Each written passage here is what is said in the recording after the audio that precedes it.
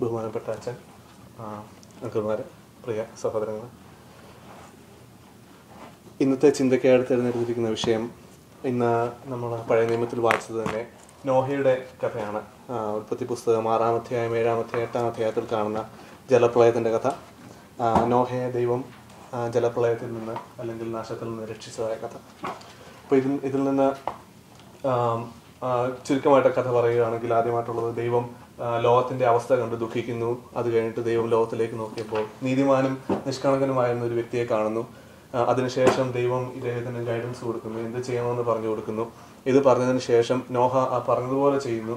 അതിനുശേഷം ജലപ്രളയം ഉണ്ടായി, ലോകം മുഴുവൻ നശിച്ചപ്പോഴും നോഹ നശിക്കാതെയിരുന്നു. നോഹയും നോഹയുടെ കൂടെ ഉണ്ടായിരുന്നവരും നോഹയുടെ കുടുംബവും കൂടെ ഉണ്ടായിരുന്ന ജീവജാലങ്ങളും നശിക്കാതെ രക്ഷയിലേക്ക് വന്ന അവസ്ഥ. ഈ ഒരു ചിന്തയിൽ നിന്ന് അത് ഉൽപ്പത്തി പുസ്തകത്തിൽ 6-ാം അധ്യായത്തിൽ 6 മുതലുള്ള വാക്യങ്ങളാണ്, 5 മുതലുള്ള വാക്യങ്ങളാണ് നമ്മൾ ഈ കഥ വായിക്കുന്നത്. അപ്പോൾ ഈ ഒരു സംഭവത്തിൽ നിന്ന് നമുക്ക് ചിന്തിക്കാനുള്ള 4 പോയിന്റ്സ് ആണ് ഇന്നത്തെ ചെറിയ ഈ ധ്യാനത്തിലേക്ക് കൊണ്ടുവരാൻ ഞാൻ ഉദ്ദേശിക്കുന്നത്. ഒന്നാമതായിട്ട് ഉൽപ്പത്തി പുസ്തകം 6-ാം അധ്യായം 6-ാം വാക്യം അതിങ്ങനെ വായിക്കുന്നു: The Lord was grieved that he had made man on the earth, and his heart was filled with pain. മനുഷ്യനെ സൃഷ്ടിച്ചത് മൂലം ദൈവം ദുഃഖിച്ചു, അവന്റെ ഹൃദയത്തിന് വലിയ വേദനയുണ്ടായി എന്നാണ് ഇവിടെ വചനം സാക്ഷിയിരിക്കുന്നത്. അതിന് കാരണവും അതിന്റെ തൊട്ട് മുകളിലത്തെ വചനത്തിൽ പറയുന്നുണ്ട്. 6-ാം അധ്യായം 5-ാം വാക്യം അതിങ്ങനെ പറയുന്നു: ഭൂമിയിൽ മനുഷ്യന്റെ ദുഷ്ടത വർദ്ധിച്ചിരിക്കുന്നെന്നും അവന്റെ ഹൃദയവിചാരങ്ങൾ എല്ലായ്പ്പോഴും ദോഷത്തിലേക്കാകുന്നുവെന്നും യഹോവ കണ്ടു. അപ്പോൾ ഹൃദയവിചാരങ്ങൾ ദോഷത്തിലേക്കാക്കിയ മനുഷ്യൻ, ദൈവത്തിന്റെ സൃഷ്ടി, ദൈവം വലിയ കരുതലോടും സ്നേഹത്തോടും കൂടി സൃഷ്ടിച്ച മനുഷ്യൻ തന്റെ ഹൃദയവിചാരങ്ങൾ ദോഷത്തിലേക്കും തന്റെ സ്വഭാവങ്ങൾ തിന്മയിലേക്കും വിട്ടപ്പോൾ ദൈവം ദുഃഖിച്ചു. അപ്പോൾ ആ ദുഃഖത്തിന്റെ പരിണാമമായിട്ടാണ് ജലപ്രളയം ഉണ്ടായത്. അപ്പോൾ ഈ ഒരു സംഭവത്തിൽ നിന്ന് നമ്മൾ ചിന്തിക്കേണ്ടതായ 2 കാര്യങ്ങൾ, ഈ ഒരു ദൈവം ദുഃഖിച്ചു എന്നുള്ള അവസ്ഥയിൽ നിന്ന് നമ്മൾ ചിന്തിക്കേണ്ടതായ 2 കാര്യങ്ങൾ. നമ്മളുടെ ജീവിതത്തിൽ ഇപ്പോഴും നമ്മൾ ലോകത്തിലേക്ക് നോക്കുകയാണെങ്കിൽ തിന്മയുണ്ട്, ദോഷമുണ്ട്, തെറ്റുകളുണ്ട്. നമ്മൾ ഓരോരുത്തരും തെറ്റുകാർ ചെയ്യുന്നതാണ്. പക്ഷെ നമ്മുടെ ഈ ദൈനംദിന ജീവിതം കൊണ്ട് ഞാൻ യഹോവയെ ദുഃഖിപ്പിക്കുന്നുണ്ടോ, ഞാൻ ദൈവത്തെ ദുഃഖിപ്പിക്കുന്നുണ്ടോ, ഞാൻ ദൈവത്തിന്റെ ഹൃദയത്തിന് വേദനയാകുന്നുണ്ടോ, അതോ ദൈവത്തിന്റെ ഹൃദയത്തിന് സന്തോഷം കൊടുക്കുകയാണോ ചെയ്യുന്നത്? നമ്മളുടെ ഓരോ ദിവസവും നമ്മൾ ചെയ്യുന്ന പ്രവൃത്തികൾ, ഓരോ ദിവസവും നമ്മൾ മറ്റുള്ളവരോട് ചെയ്യുന്ന പ്രവൃത്തികൾ, ഓരോ ദിവസവും നമ്മൾ ദൈവം കൽപ്പിച്ചിരിക്കുന്ന പ്രവൃത്തികൾ ചെയ്യാതിരിക്കുമ്പോഴോ അല്ലെങ്കിൽ അത് തെറ്റായിട്ട് ചെയ്യുമ്പോഴോ ദൈവത്തെ നാം ദുഃഖിപ്പിക്കുന്നുണ്ടോ? അത് ആരും ജഡ്ജ് ചെയ്യേണ്ടതായ കാര്യമല്ല, മറിച്ച് നാം സ്വയം ചിന്തിച്ച് നമ്മൾ സ്വയം തീരുമാനിക്കേണ്ടതായ കാര്യമാണ്. അപ്പോൾ ഇതാണ് നമ്മുടെ ചിന്തയിൽ ആദ്യമായിട്ടുള്ളത്. ഈ നോഹയുടെ സമയത്തായിരുന്നെങ്കിൽ ക്രിസ്തുവിന്റെ ക്രൂശുമരണം ഒന്നും സംഭവിച്ചിട്ടില്ല. ക്രിസ്തുവിന്റെ ക്രൂശുമരണത്തിലൂടെ നമുക്ക് ദൈവത്തിൽ നിന്ന് പുത്രത്വം എന്നുള്ള അവകാശമാണ് ലഭിച്ചിരിക്കുന്നത്. അപ്പോൾ പുത്രന്മാരായിരിക്കുന്ന നാം ദൈവത്തെ ദുഃഖിപ്പിക്കുകയാണെങ്കിൽ എത്ര വലിയ ദുഃഖമായിരിക്കും ദൈവത്തിന് ഉണ്ടാകുന്നതെന്ന് ചിന്തിക്കേണ്ടിയിരിക്കുന്നു. രണ്ടാമതായിട്ട് ഇതിൽ കാണുന്നത് ഉൽപ്പത്തി പുസ്തകം 6-ാം അധ്യായം 8-ാം വാക്യം അതിങ്ങനെ വായിക്കുന്നു: But Noah was found favor in the eyes of the Lord. നോഹയ്ക്ക് യഹോവയുടെ കൃപ ലഭിച്ചു എന്നാണ് മലയാളം ബൈബിൾ പറയുന്നത്. നോഹയ്ക്ക് ദൈവത്തിന്റെ കൃപ ലഭിക്കുവാൻ തക്കവണ്ണം 3 കാരണങ്ങളായിരുന്നു ഉണ്ടായിരുന്നത്. ഒന്ന്, നോഹ നീതിമാനായിരുന്നു, ഹി വാസ് റൈച്ചസ്. രണ്ടാമത്, നോഹ നിഷ്കളങ്കനായിരുന്നു, ഹി വാസ് ബ്ലെയിംലെസ്. നോഹ ദൈവത്തോട് കൂടി നടന്നു, he walked with God. Genesis chapter 6:9.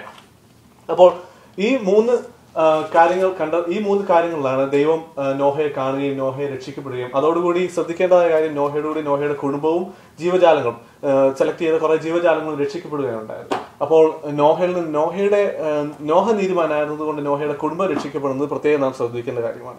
ഇതിൽ റൈച്ചസ്നെസ്സിനെ പറ്റി കുറച്ച് കാര്യങ്ങൾ, സം ആട്രിബ്യൂട്ട്സ് ഓഫ് റൈച്ചസ്നെസ്, വേദപുസ്തകം വളരെ വ്യക്തമായിട്ട് പറയുന്ന കാര്യങ്ങൾ. ഒന്ന്, കമ്മിറ്റ്മെന്റ് ടു ദ ലോർഡ്, ദൈവത്തിൽ സമർപ്പിച്ചിരിക്കുന്ന അവസ്ഥ. ഫസ്റ്റ് കിങ്സ് 1 രാജാക്കന്മാർ 15-ാം അധ്യായം 14-ാം വാക്യം അതിങ്ങനെയാണ് വായിക്കുന്നത്. അത് ദാവീദിനും ശലോമോനും ഒക്കെ ശേഷം ഉണ്ടായിരുന്ന ഇസ്രായേലിലെ ഒരു രാജാവ്, ആസ എന്ന് പറഞ്ഞ രാജാവ്. Asa's heart was fully committed to the Lord all his life. അപ്പോൾ ദൈവം നമ്മളെ നീതിമാൻ എന്നുള്ള ആ ഒരു ആട്രിബ്യൂട്ട് നമ്മളിലേക്ക് നോക്കുമ്പോൾ ദൈവം ശ്രദ്ധിക്കുന്ന ഒരു കാര്യം, how much committed are we towards God. നമ്മുടെ ദൈവത്തോടുള്ള സമർപ്പണം എത്രത്തോളം ഉണ്ട് എന്നുള്ളത് വളരെ പ്രാധാന്യമുള്ള ഒരു കാര്യമാണ്. രണ്ടാമതായിട്ട്, do good and right in the eyes of the Lord.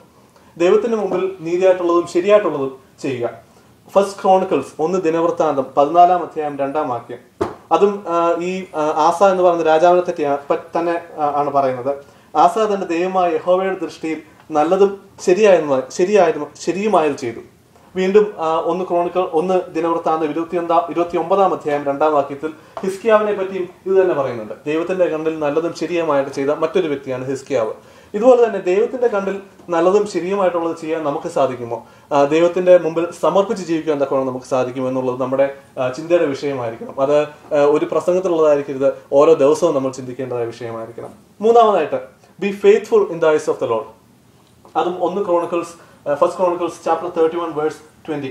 അത് ആ വാക്യം ഇങ്ങനെ വായിക്കുന്നു: ഹിസ്കിയാവ് യഹൂദയിലൊക്കെയും ഇപ്രകാരം ചെയ്തു, തന്റെ ദൈവമായ യഹോവയുടെ സന്നിധിയിൽ നന്മയും ന്യായവും സത്യവും പ്രവർത്തിച്ചു.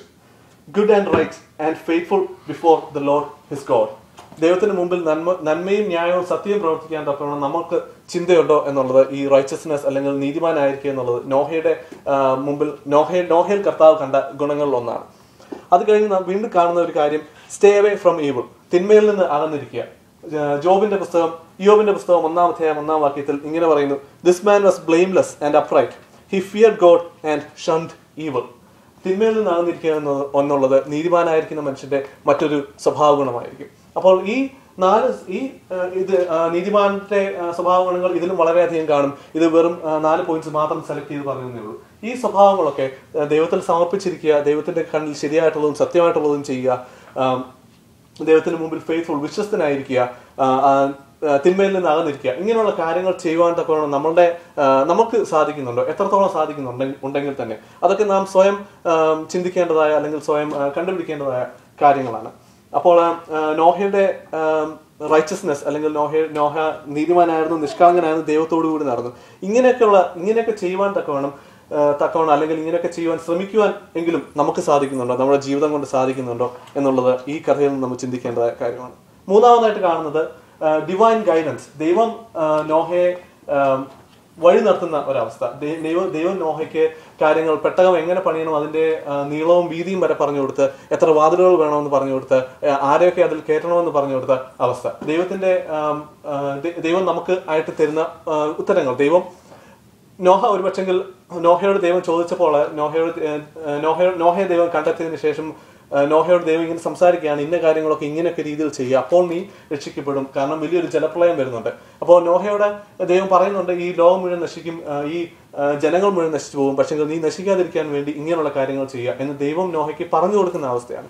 നമ്മൾ പലപ്പോഴും പ്രാർത്ഥനയിൽ ഒരുപാട് കാര്യങ്ങൾ ആവശ്യപ്പെടുന്നുണ്ട് ദൈവത്തോട്, പക്ഷെങ്കിൽ എപ്പോഴൊക്കെ ദൈവം നമ്മളോട് സംസാരിക്കുന്നുണ്ടോ എന്ന് ചിന്തിക്കേണ്ടതായ കാര്യമാണ്. സംസാരിക്കുന്നുണ്ടെങ്കിൽ തന്നെ ശ്രദ്ധിക്കുവാൻ തക്കവണ്ണം സാധിക്കുന്നുണ്ടോ എന്നുള്ളത്. നമ്മൾ പലപ്പോഴും റേഡിയോ പോലെയാണ്, പറഞ്ഞുകൊണ്ടേയിരിക്കും, പക്ഷെ ദൈവം നമ്മളോട് പറയുന്നതൊന്നും കേൾക്കുവാൻ തക്കവണ്ണം നമുക്ക് പലപ്പോഴും സമയമില്ല. നമ്മുടെ ആവശ്യങ്ങൾ പറഞ്ഞു തീർന്ന് പ്രാർത്ഥന നിർത്തി പോകുക എന്നുള്ളതല്ല. ദൈവം നമ്മളോട് പറയുന്നുണ്ടോ, ദൈവം നമ്മളോട് സംസാരിക്കാൻ ഒരു പക്ഷേ വചനത്തിലൂടെ ആയിരിക്കും ശ്രമിക്കുന്നത്, പ്രസംഗിക്കുന്ന ഒരാളുടെ കൂടിയായിരിക്കും, അല്ലെങ്കിൽ ജീവിത സാഹചര്യങ്ങൾ കൂടിയായിരിക്കും, അല്ലെങ്കിൽ യെശയ്യാവിന് വെളിപ്പെട്ടതുപോലെ നമ്മുടെ മുമ്പിൽ വന്ന് വെളിപ്പെട്ട് പോലും പറഞ്ഞിരിക്കും. പക്ഷെങ്കിൽ ഇത് ശ്രദ്ധിക്കുവാൻ തക്കവണ്ണം ദൈവത്തിന് ചെവി കൊടുക്കുവാൻ തക്കവണ്ണം നമുക്ക് സാധിക്കുന്നുണ്ടോ? നമ്മുടെ ഹൃദയങ്ങളെ ദൈവത്തിന്റെ വചനത്തിന് വേണ്ടി തുറന്നു കൊടുത്ത് ആ ഹൃദയങ്ങളെ നമ്മുടെ ഉള്ളിലേക്ക്, ആ വചനത്തെ നമ്മുടെ ഉള്ളിലേക്ക് സ്വീകരിക്കാൻ തക്കവണ്ണം നമുക്ക് സാധിക്കുന്നുണ്ടോ എന്നുള്ളത് ഇതിനകത്തെ മൂന്നാമത്തെ ഒരു ചോദ്യമാണ്. അപ്പോൾ ദൈവം നമ്മളെ ഗൈഡ് ചെയ്യാൻ ശ്രമിക്കുമ്പോൾ നമുക്ക് വേണ്ടി ഒരു ഉത്തരവാദിത്വം, നമ്മുടെ കണ്ണുകളെ തുറന്നു വെക്കുക, നമ്മുടെ ചെവികളെ തുറന്നു വെക്കുക, ദൈവത്തിന്റെ വചനം ദൈവത്തെ കാണുവാനും ദൈവത്തിന്റെ വചനങ്ങളെ കേൾക്കുവാൻ തക്കമുള്ള വലിയ ഒരു കരുണയ്ക്കായിട്ട് പ്രാർത്ഥിക്കുകയും അതിനുവേണ്ടി നാം ശ്രമിക്കുകയും ചെയ്യാം. എങ്കിൽ മാത്രമേ ദൈവവചനം നമ്മുടെ ഉള്ളിലേക്ക് വരൂ. നമ്മൾ ദൈവത്തിന് വേണ്ടി കഥ തുറന്നു കൊടുക്കുമ്പോഴാണ് ദൈവം നമ്മുടെ ഉള്ളിൽ വന്ന് നമ്മുടെ ഹൃദയത്തിൽ വസിക്കുന്നത്. അപ്പോൾ ദൈവം നോഹയോട് പറഞ്ഞത്, ലോകത്തെ ഞാൻ നശിപ്പിക്കും, നീ പെട്ടകം ഉണ്ടാക്കുക. അതിനുശേഷം ദൈവം ഉടമ്പടി സ്ഥാപിക്കുന്നു. Genesis chapter 6 verse 18. But I will establish my covenant with you. ഞാൻ നിന്നോടൊരു ഉടമ്പടി സ്ഥാപിക്കും, നിന്നെ രക്ഷിക്കും എന്നുള്ള ഉടമ്പടി. നോഹ ദൈവത്തിന്റെ പാത പിന്തുടർന്നതുകൊണ്ട്, നോഹ റൈച്ചസ് ആയിരുന്നതുകൊണ്ട് നോഹയ്ക്ക് കിട്ടിയ വലിയൊരു ഒരു അനുഗ്രഹമാണ് ഈ ഉടമ്പടി. ദൈവം തന്നെ രക്ഷിക്കും എന്നുള്ള ഉടമ്പടി. നോഹയുടെ കുടുംബവും രക്ഷിക്കപ്പെട്ടു എന്നുള്ളത് വളരെ ശ്രദ്ധേയമായ ഒരു കാര്യമാണ്. അപ്പോൾ ദൈവവചനം അനുസരിക്കുന്നത് മൂലമാണ് ഈ കാര്യങ്ങൾ നമുക്ക് ലഭിക്കുന്നത്.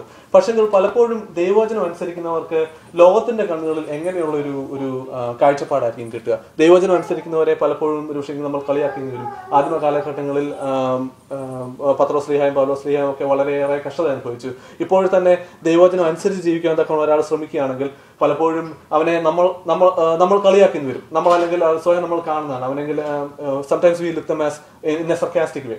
അപ്പോൾ അതുപോലെയുള്ള നോഹ പെട്ടകം ഉണ്ടാക്കി എത്ര നാളെടുത്തായിരിക്കും ഈ പെട്ടകം ഉണ്ടാക്കിയത്. അപ്പോൾ നോഹയുടെ ചുറ്റുപാടും ഉണ്ടായിരുന്ന തിന്മ ചെയ്യുന്നവരും ദോഷം ചെയ്യുന്നവരായിട്ട് വ്യക്തികൾ പലപ്പോഴും നോഹയോട് ചോദിച്ചു കാണും, നീ എന്താണ് ഈ കാണിക്കുന്നത്, എന്തിനാണ് ഈ പെട്ടകം ഉണ്ടാക്കുന്നത്, നിനക്ക് ബോധമില്ലേ, ഏത് ദൈവം, എന്ത് ദൈവം, എങ്ങനെ ദൈവം, ഇതൊക്കെ നീ വെറുതെ നിനക്ക് നിന്റെ തോന്നലല്ല എന്നൊക്കെ ചോദിച്ചു കാണും. പക്ഷേ നോഹയുടെ പ്രത്യേകത എന്തായിരുന്നു വെച്ചാൽ ദൈവം പറഞ്ഞതുപോലെ തന്നെ ഈ പെട്ടകം പണിയുവാൻ തക്കണം നോഹയ്ക്ക് സാധിച്ചു. അതുകൊണ്ടാണ് ആ ദൈവത്തിന്റെ ഗൈഡൻസ് സ്വീകരിച്ചതുകൊണ്ടാണ് നോഹ അവിടെ രക്ഷിക്കപ്പെട്ടത്. അപ്പോൾ ഈ ഡിവൈൻ ഗൈഡൻസിനോടുകൂടി നമുക്ക് ഉണ്ടായിരിക്കേണ്ട ഒരു കാര്യം ഒബീഡിയൻസ് ടു ഗോഡ് എന്നുള്ളതാണ്. ദൈവത്തെ അനുസരിക്കുക എന്നുള്ളത്, ദൈവം പറയുന്ന വാക്കുകളെ ശ്രദ്ധിച്ച് കേട്ട് അതനുസരിക്കുക എന്നുള്ളത് നമുക്ക് നമ്മുടെ നമ്മുടെ ജീവിതത്തിൽ വരേണ്ടതായ ഒരു കാര്യമാണ്.